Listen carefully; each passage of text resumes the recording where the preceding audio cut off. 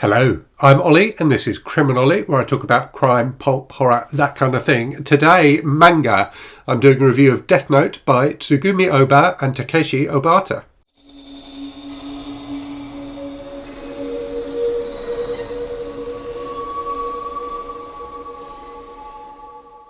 So this is a very well-known manga, originally published in 108 weekly instalments in the magazine Weekly Shonen Jump in Japan, and then collected into, I think, 12 volumes originally, but now also available in this mammoth all-in-one edition, which has 2,400 pages, which is how I read it.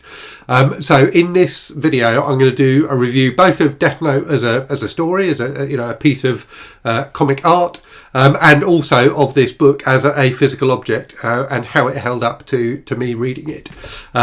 Before we start, it's worth saying this isn't the biggest single volume book ever published. I did do a bit of research on that, and there was a single volume edition of the manga One Piece, which was published. I think there's only one edition of it. And it was kind of done as a kind of piece of experimental art as much as anything else, I think. That book is physically impossible to read. This one was actually pretty easy to read. The One Piece one is completely impossible to read because it is over 21,000 pages long. So yeah, certainly bigger than this. Getting on for 10 times the size of this. So let's talk about the story. So Death Note is about a young man in Japan called Light Yagami. So he is, I think he's a teenager at the beginning, and it is early 20s by the end of it. And he discovers that there are effectively two worlds. So there's like a demon plane as well as the human world. And the demons have these books called Death Notes. And if they write someone's name in that book, that person will die. And humans can also use those books. So Light sets up a kind of partnership with one of the demons, which means that he can see him. So these demons are kind of always floating around our world, but it's only if you have touched one of their Death Note books that you can see them.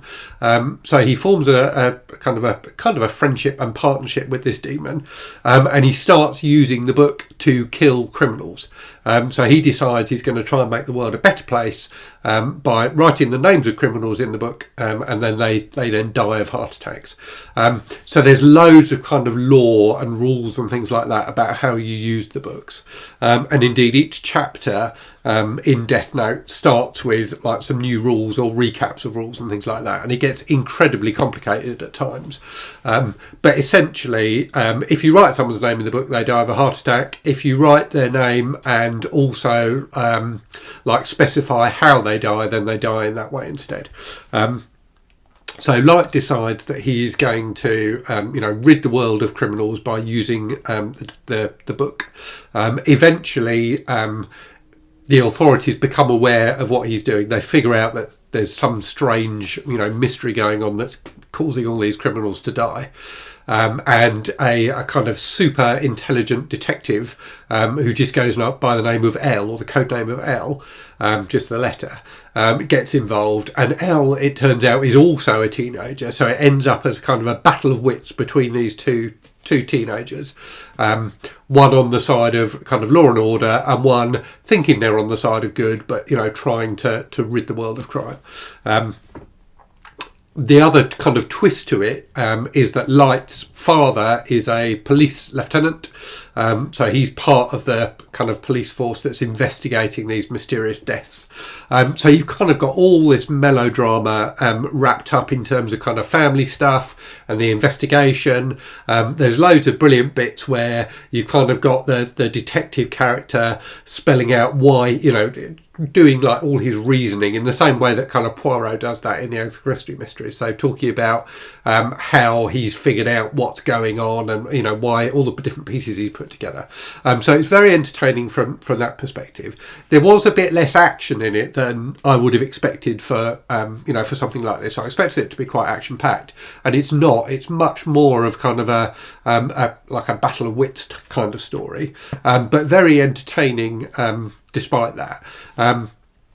So as I said, originally published in weekly instalments, and it does have that kind of feel of a kind of Victorian Penny Dreadful or something like that, in terms of always ending with a twist, and just loads and loads going on, lots of different characters to keep track of, but really entertaining and constantly just moving the story forward in interesting ways. So they do really interesting things with the concept, and there's a lot of twists along the way. There's a lot of characters that get introduced later on in the story who end up being really important. It does feel a little bit padded at times. The kind of middle section is a bit slower than the beginning or the end.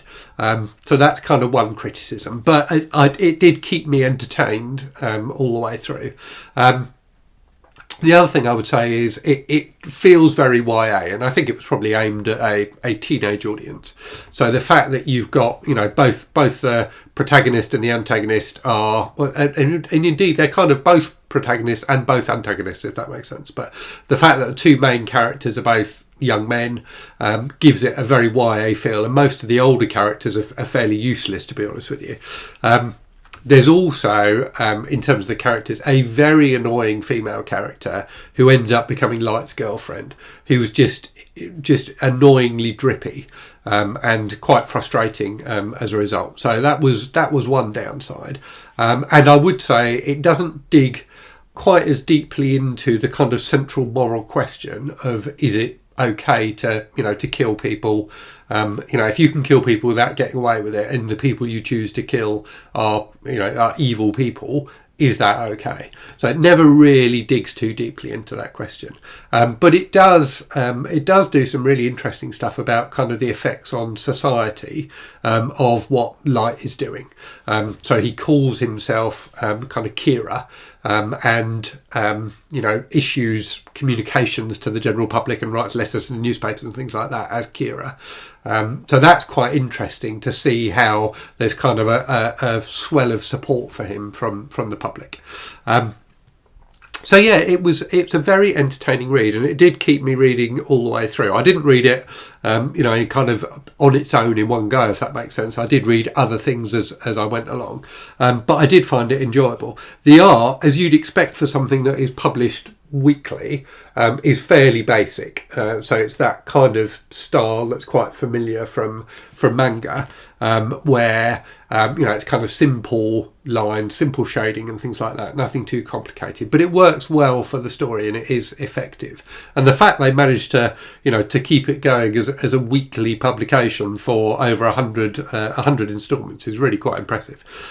So yeah, a very, very fun read. In terms of the book then, so I was amazed that this held up as well as it did. So it's 2,400 pages, and I was expecting that it would, it would be damaged by the end of it. So by the end of me reading it, so you can see the spine is kind of slightly bowed, but it's held together fine, and it was actually very easy to read. It feels, the paper quality is really good, and it's heavy. I don't know how much it weighs, but it's definitely heavy. So I tended to read it with it resting on my lap rather than held up in my hands. But yeah, it was surprisingly easy to read, a lot easier physically to read than I expected it to be.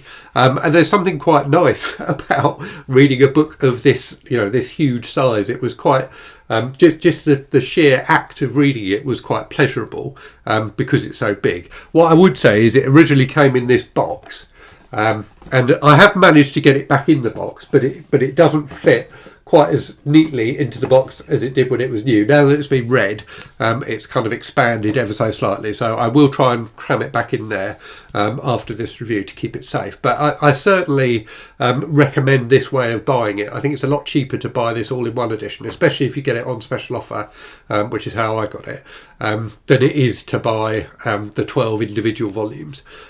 So yeah, a success for me, both as both as something to read and as a physical object. A lot of fun in both regards. I've not read a lot of manga recently, so it's something I'm getting back into again, having read some Junji Ito recently. But yeah, I really enjoyed this and looking forward to reading some more manga soon. So, time for a random book from the shelves. I thought I'd go with something else Japanese, albeit something that's a hell of a lot thinner than Death Note. So this is Revenge by Yoko Ogawa, which is a collection of 11 dark short stories, which I haven't read yet. So I really need to read this. It's supposed to be excellent. It was sent to me very kindly by Juan from Played by Visions ages ago, and I still haven't got to it. So given that it's quite slim, I think I'm going to prioritise reading this as part of my Read What You Own challenge, because I'll be able to get through it pretty quickly. And as I say, it's supposed to be excellent. So I hope you found that interesting. As you can see, I did manage to get it back in the box, so I will leave it in the box from now on to protect it. But yeah, let me know if you've read Death Note. Let me know what you thought of it. As I say, I thought it was a very enjoyable read. Very glad I read it, and looking forward to reading more manga in the near future. As always, hope you're safe and well out there. Hope you're reading good stuff, and I'll speak to you again very soon. Cheerio.